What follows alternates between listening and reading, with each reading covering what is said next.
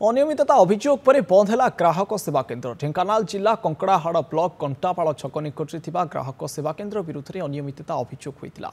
अभियोग पर ग्राहक सेवा केन्द्र को बंद कराई बैंक कर्तृपक्ष। जनसाधारण को सुविधा बैंक सेवा जोगाइबा उद्देश्य एसबीआई तरफ कंटापाड़ एक ग्राहक सेवा केन्द्र खोल जाइतिला। यह ग्राहक सेवा केन्द्र उपर कंकड़ाहाड़ ब्लॉक प्राय 11टी पंचायतर हजार हजार लोक निर्भर करुले। मात्र किछि दिन धरी यही सेवा केन्द्र में टंका लेनदेन को नहीं व्यापक अनियमितता होता नहीं स्थानीय लोक मैंने बैंक कर्तृपक्ष निकट में अभियोग करते। विशेषकर सुभद्रा योजना टंका वार्धक्य भत्ता भिन्नक्षम भत्ता यही ग्राहक सेवा केन्द्र में हड़प होता लोक मैंने अभियोग करते। अभियोग तदंत कर बैंक उच्चपदस्थ अधिकारी माने ग्राहक सेवा केन्द्र को बंद कराई। जो ग्राहक सेवा होता तो ग्राहक को सेवा दि जाऊला लुटा जाऊला तेणु गला काली बंद कर जेहेतु आम थाना भी अभियोग करूँ।